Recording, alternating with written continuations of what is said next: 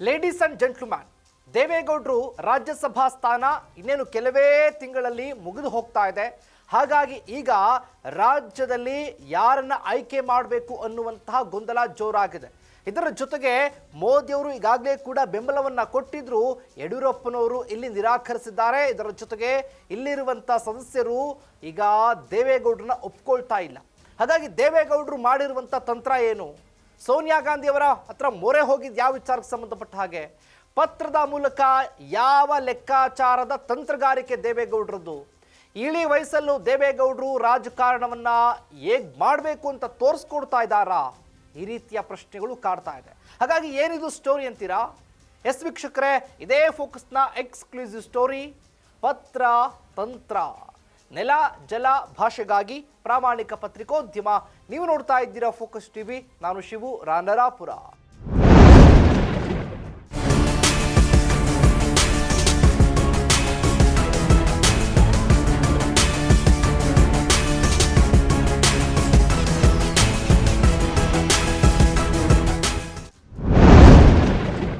ಮಾಜಿ ಪ್ರಧಾನಿ ದೇವೇಗೌಡರು ಸೋನಿಯಾ ಗಾಂಧಿಗೆ ಪತ್ರವನ್ನ ಬರೆದಿದ್ದಾರೆ. ಯಾಕೆ ಬರೆದ್ರು? ಏನಿದೆ ಪತ್ರದಲ್ಲಿ? ಇಷ್ಟೂ ದಿನಗಳ ಕಾಲ ರಾಜ್ಯಕ್ಕೆ ಇತಿಹಾಸದಲ್ಲಿ ವಿರೋಧ ಪಕ್ಷದವರಿಗೆ ಪತ್ರವನ್ನ ಬರೆದಿರುವಂಥ ಇತಿಹಾಸ ದೇವೇಗೌಡರ ರಾಜಕಾರಣದಲ್ಲಿ ಎಲ್ಲೂ ಇಲ್ಲ. ಆದರೆ ಈಗ ದೇವೇಗೌಡರು ಪತ್ರವನ್ನ ಬರೆದಿದ್ಯಾಕೆ? ಆ ಪತ್ರದಲ್ಲಿ ಏನಿದೆ? ಇದೇ ಈಗ ಚರ್ಚೆಯನ್ನು ಹುಟ್ಟು ಹಾಕ್ತಾ ಇರೋದು. ಇದರ ಜೊತೆಗೆ ದೇವೇಗೌಡರ ಪತ್ರದಲ್ಲಿ ಸೀಕ್ರೆಟ್ ಇದೆಯಾ? ಕಾಂಗ್ರೆಸ್ ಜೊತೆ ಸ್ನೇಹ ಹಸ್ತ ಚಾಚುವಂಥ ಸಂದರ್ಭನ ಅನ್ನುವಂಥ ಪ್ರಶ್ನೆ. ಏನಿದು? ನಿಮ್ಮ ಸದಸ್ಯರು ಸಂಸದರು ಸರಿಯಾದ ರೀತಿಯಲ್ಲಿ ನಡ್ಕೊಳ್ಳೋದಕ್ಕೆ ಹೇಳಿ, ಸಂಸತ್ನಲ್ಲಿ ಅಧಿವೇಶನದ ಸಂದರ್ಭದಲ್ಲಿ ಸರಿಯಾದ ರೀತಿಯಲ್ಲಿ ಮಾತನಾಡೋದಕ್ಕೆ ಹೇಳಿ, ಅಧಿವೇಶನದ ಸಂದರ್ಭದಲ್ಲಿ ಸರಿಯಾದ ರೀತಿಯಲ್ಲಿ ನಡ್ಕೊಂಡು ಸರಿಯಾದ ಅಧಿವೇಶನದಲ್ಲಿ ಭಾಗವಹಿಸಿ ಅವಕಾಶವನ್ನು ಕಲ್ಪಿಸ್ಕೊಡೋದಕ್ಕೆ ಹೇಳಿ, ಬುದ್ಧಿ ಹೇಳಿ ಅನ್ನೋ ಲೆಕ್ಕಾಚಾರಕ್ಕೆ ಬರೆದಿದ್ದಾರೆ. ಇಷ್ಟೇ ಬರೆದಿರೋದು, ಬೇರೆ ಏನೂ ಇಲ್ಲ. ಆ ಪತ್ರದಲ್ಲಿ ದೇವೇಗೌಡರು ಬರೆದಿರೋದು ಇಷ್ಟೇ. ನಿಮ್ಮವ್ರಿಗೆ ನೀವು ಬುದ್ಧಿ ಹೇಳಿ, ಸರಿಯಾದ ರೀತಿಯಲ್ಲಿ ನಡ್ಕೊಳ್ಳೋದಕ್ಕೆ ಹೇಳಿ, ಶಿಸ್ತು, ಸಮಯ ಪಾಲನೆ, ಮತ್ತೊಂದು ಮಗದೊಂದು ಹೇಗಿರಬೇಕು, ಏನು ಮಾತನಾಡಬೇಕು ಎಲ್ಲವನ್ನು ಕಲಿಸ್ಕೊಡಿ ಅನ್ನೋ ಲೆಕ್ಕಾಚಾರಕ್ಕೆ ಬರೆದಿದ್ದಾರೆ ಅಷ್ಟೇ.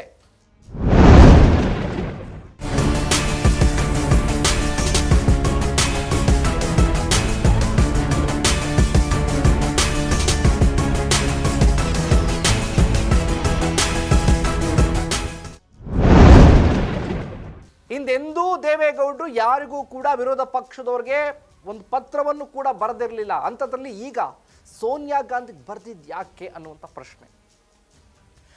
ಇದರ ಜೊತೆಗೆ ಜೂನ್ ತಿಂಗಳಲ್ಲಿ ದೇವೇಗೌಡರ ರಾಜ್ಯಸಭಾ ಸ್ಥಾನ ಇದೆಯಲ್ಲ, ಆ ಅವಧಿ ಮುಕ್ತಾಯ ಆಗ್ತಾ ಇದೆ. ವಾಟ್ ನೆಕ್ಸ್ಟ್ ಅನ್ನುವಂಥ ಪ್ರಶ್ನೆ ಇದೆ. ರಾಜ್ಯದಲ್ಲಿ ದೇವೇಗೌಡರನ್ನ ಆಯ್ಕೆ ಮಾಡೋದಕ್ಕೆ ಹಿಂದೇಟನ್ನು ಹಾಕ್ತಾ ಇದ್ದಾರೆ.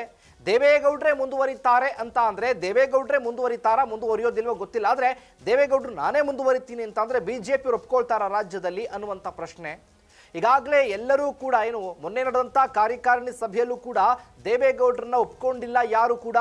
ನಮ್ಮಲ್ಲೇ ಹಲವು ನಾಯಕರಿದ್ದಾರೆ, ದೇವೇಗೌಡರನ್ನ ಹೊರತುಪಡಿಸಿದ್ರೆ ನಾವು ಯಾಕೆ ದೇವೇಗೌಡರಿಗೆ ಮತ ಹಾಕಬೇಕು? ನಮ್ಮಲ್ಲೇ ಸದಾನಂದ ಗೌಡರಿದ್ದಾರೆ, ಮಹೇಶ್ ಇದ್ದಾರೆ, ಅವ್ರಿಗೆ ಅವಕಾಶವನ್ನು ಕಲ್ಪಿಸಿಕೊಡೋಣ.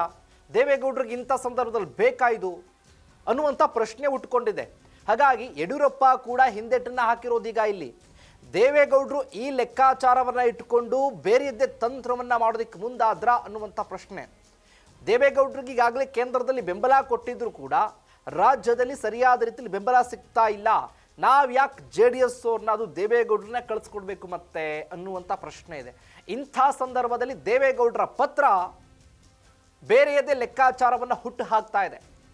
ಅಥವಾ BJPಯನ್ನ ಅಥವಾ NDAಯನ್ನ ತೊರೆದು ರಾಜ್ಯಸಭಾ ಸ್ಥಾನಕ್ಕೆ ಮತ್ತೆ ಮರು ಆಯ್ಕೆ ಆಗಬೇಕು ಅಂತ ಅಂದರೆ, ನಾನು ಮತ್ತೆ ಆಯ್ಕೆ ಆಗಬೇಕು ಅಂತಂದರೆ ಏನು ಮಾಡಬೇಕು? ಕಾಂಗ್ರೆಸ್ ಜೊತೆ ಸ್ನೇಹವನ್ನು ಬೆಳೆಸಬೇಕಾ? ಅಥವಾ ದೇವೇಗೌಡರು ಈ NDA ಜೊತೆ ಇಷ್ಟು ದಿನಗಳ ಕಾಲ ಹೊಗಳ್ತಾ ಇದ್ರು, ಹಾಡಿ ಹೊಗಳ್ತಾ ಇದ್ದಂಥ ದೇವೇಗೌಡರು ಇದಕ್ಕಿದ್ದ ಹಾಗೆ ಕಾಂಗ್ರೆಸ್ ಕಡೆ ವಾಲಿದ್ರ? ಈ ರೀತಿಯ ಪ್ರಶ್ನೆಗಳು ಹುಟ್ಟು ಹಾಕ್ತಾ ಇದೆ.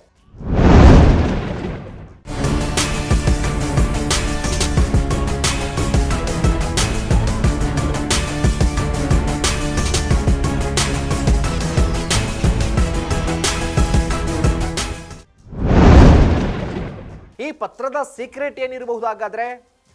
ಇಂಥ ವಯಸ್ಸರು ದೇವೇಗೌಡರು ರಾಜಕಾರಣವನ್ನು ಹೇಗೆ ಮಾಡಬೇಕು ಅನ್ನೋದನ್ನು ತೋರಿಸ್ತಾ ಇದ್ದಾರಾ ಅನ್ನುವಂಥ ಚರ್ಚೆಗಳು. ಹಾಗಾಗಿ ದೇವೇಗೌಡರ ಪತ್ರ ತಂತ್ರ ಏನು ಅನ್ನುವಂಥ ಲೆಕ್ಕಾಚಾರದಲ್ಲಿ ಈಗ ಸೀಕ್ರೆಟ್ ಏನು ಅನ್ನುವಂಥ ಪ್ರಶ್ನೆಗಳು ಹುಟ್ಟಾಗ್ತಾ ಇದೆ. ಇದಾಗಿತ್ತು ಫೋಕಸ್ನ ಎಕ್ಸ್ಕ್ಲೂಸಿವ್ ಸ್ಟೋರಿ, ಪತ್ರ ತಂತ್ರ. ಎಸ್ ವೀಕ್ಷಕರೇ, ನೆಲ ಜಲ ಭಾಷೆಗಾಗಿ ನೋಡ್ತಾ ಇರಿ ಫೋಕಸ್ ಟಿವಿ.